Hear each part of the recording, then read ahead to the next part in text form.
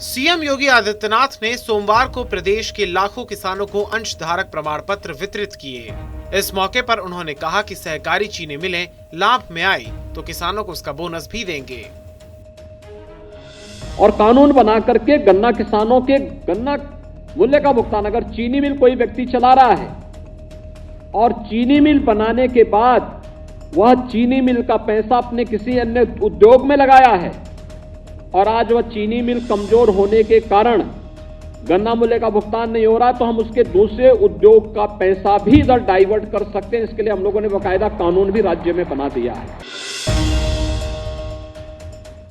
लखनऊ में विश्व जनसंख्या दिवस के मौके पर जनसंख्या स्थिरता पखवाड़े की शुरुआत करते हुए सीएम योगी ने कहा, जब हम परिवार नियोजन या जनसंख्या स्थिरीकरण की बात करते हैं तो हमें ध्यान में रखना होगा कि जनसंख्या नियंत्रण कार्यक्रम सफलतापूर्वक आगे बढ़े। जब हम परिवार नियोजन की बात और जनसंख्या स्थिरीकरण की बात करते हैं तो हमें इस बात को ध्यान में रखना होगा कि जनसंख्या नियंत्रण का कार्यक्रम सफलतापूर्वक आगे बढ़े, लेकिन जनसांख्यिकी असंतुलन की स्थिति भी न पैदा होने का है।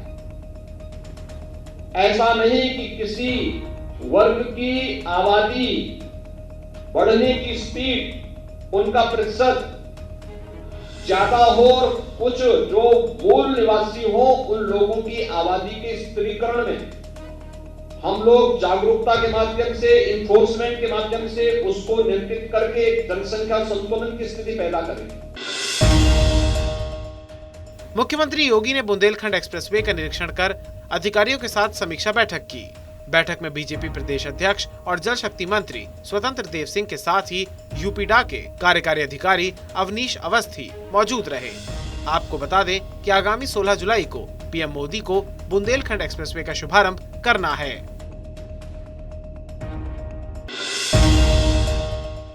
सोमवार को प्रधानमंत्री नरेंद्र मोदी ने निर्माणाधीन नई संसद की छत पर राष्ट्रीय प्रतीक अशोक स्तंभ का अनावरण किया। इस खास मौके पर पीएम मोदी ने पूजा अर्चना भी की। एक तरफ जहां नई संसद के कामकाज को तेजी से कराया जा रहा है, तो वहीं सभी कामकाजों का निरीक्षण भी पीएम मोदी ने किया।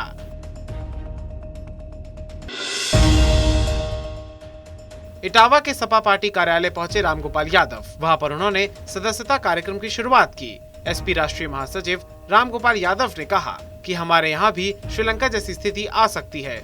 बेरोजगारी और मनमाना भ्रष्टाचार चरम सीमा पर है। श्रीलंका में जो विदेशी कर था वो लंका की जीडीपी का 110% हो। अब इनके पास कोई पैसा नहीं है, जो कर्ज है उसको नहीं दिया तो उन लोगों ने कहा हम डीजल नहीं देंगे, हमारी चीज जो आती है उसमें पेट्रोल नहीं देंगे, कोई चीज नहीं देना बंद कर। अब न डीजल है न पेट्रोल है, अब गाड़ियां कैसे चलें, मशीनें कैसे चलें, काम कैसे हो, कारखाने बंद हो गए, सब हो गए, तो उनको मरने की स्थिति आती। ये स्थिति है।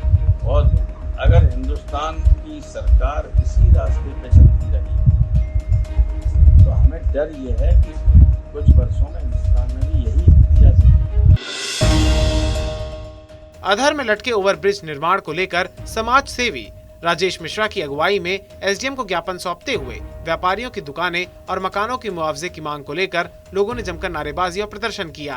आपको बता दें कि मामले को लेकर अब तक प्रशासन और व्यापारियों के बीच हुई दर्जनों वार्ताएं विफल हो चुकी हैं।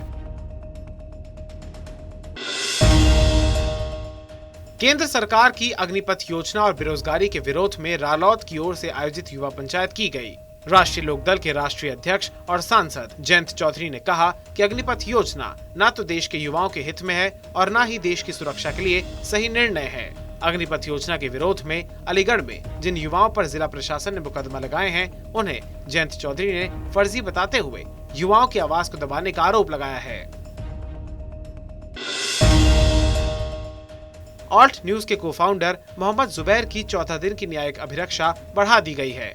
अब जुबैर की जमानत अर्जी और पुलिस रिमांड पर 13 जुलाई को सुनवाई होगी। आपको बता दें, जुबैर पर धारा 153 बी, 505 1 बी, 505 2 को भी बढ़ा दिया गया है।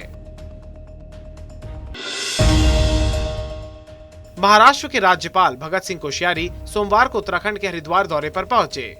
हरिद्वार के दक्षिण काली मंदिर में भगत सिंह कोश्यारी ने पूजा अर्चना की। साथ ही निरंजनी अखाड़े के आचार्य महामंडलेश्वर कैलाशानंद गिरी से मुलाकात कर उनका आशीर्वाद भी लिया। आपने खुद ही कहा कि आए हैं संतों का आशीर्वाद लेने, तो आप सब मुझे जानते हैं, मेरा नाम भगत सिंह है और मैं आपका भी भक्त हूँ और संतों का भक्त तो हुई हूँ। तो 2-4 संतों का आशीर्वाद लेके जाऊँगा तो जिस काम में लगा हूँ वो काम अच्छा होगा। आप लोगों का प्रेम बना रहेगा तो अच्छा रहेगा।